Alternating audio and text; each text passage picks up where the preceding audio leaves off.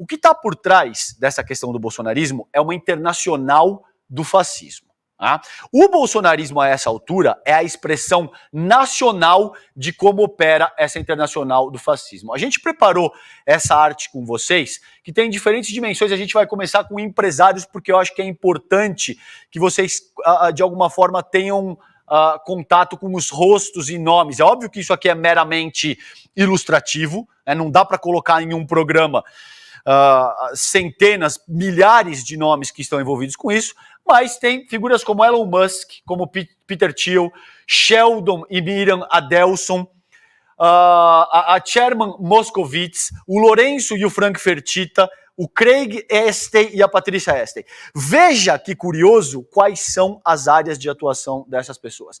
Invariavelmente, isso aqui tem como base, gente, vamos para o próximo slide que eu continuo a análise. Tem como base os maiores doadores da campanha do Trump. Então veja que curioso que são invariavelmente gente que mexe com aposta, com finanças, com tecnologia.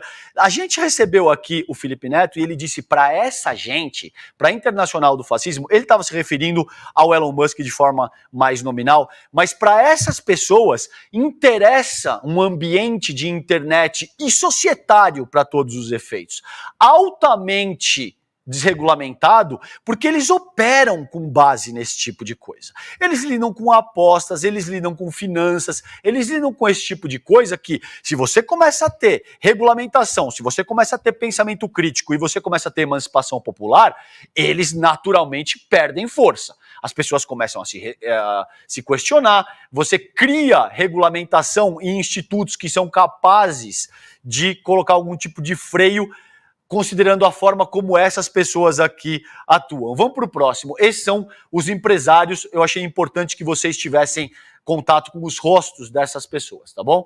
Políticos. Quem que são os políticos mais proeminentes dessa internacional do fascismo hoje em dia? Bolsonaro no Brasil, Trump, que pode voltar à presidência dos Estados Unidos, Milei, que está na presidência da Argentina, Meloni, que está no comando da Itália, Orbán na Hungria e Modi agora na Índia também. Vamos para o próximo, mais figuras políticas. A gente tem o Cast no Chile, que é uma pessoa que oferece um risco ao Boric, pode ser que ele também assuma o controle no Chile.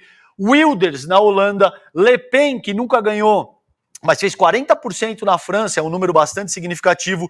O André Ventura, que é aquela figura de extrema-direita em Portugal, que diz que o Lula não entraria em Portugal se o Chega vencesse em Portugal, e o Abascal, que é a liderança do Vox na Espanha. Essas são as figuras políticas. Vamos para o próximo, gente.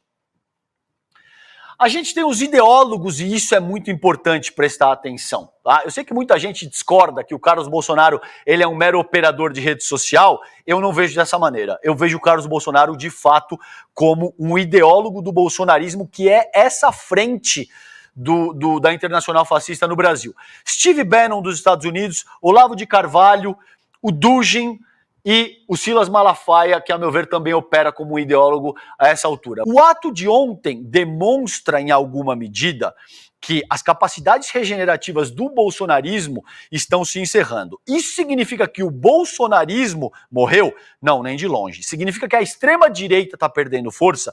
Também não, nem de longe. O que significa, então? Significa que a forma como o bolsonarismo está organizado, muito provavelmente vai se radicalizar e vai ter como principal ponto de apoio cada vez mais o dogma religioso.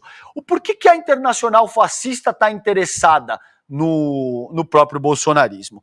Existe uma crise sistêmica do capitalismo. O Edu Moreira, com frequência, fala da concentração de capital e renda que a gente tem no Brasil. Tá? Por exemplo, dados da FGV, no Brasil, Demori, 0,01% são 15.300 pessoas. Esse é o Paulo Figueiredo. Obrigado, Edu. Esse é o Paulo Figueiredo.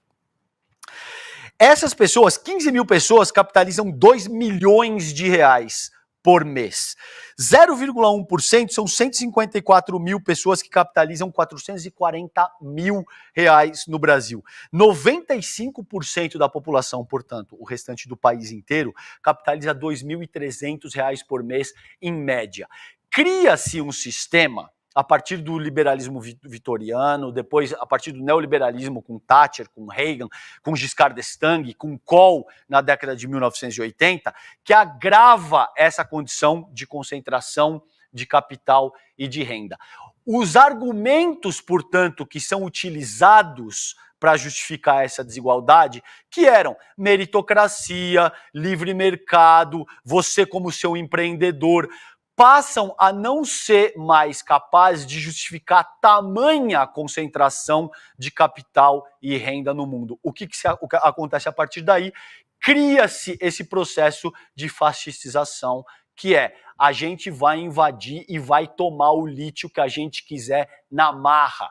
Você não precisa mais de um discurso narrativo para te dizer, olha, funciona assim porque esse atende o grande interesse da maior parte da população, existe um funcionamento do livre mercado, existe toda uma questão que, se a gente mexer nisso, é pior para todo mundo. Agora não dá mais, gente. Existe uma crise sistêmica do próprio capitalismo e é disso, isso alimenta essa internacional do fascismo que a gente está vendo agora. Para encerrar, no Brasil isso é um pouco mais grave ainda, Demore, porque a gente tem elementos que não se aplicam em diferentes partes do mundo.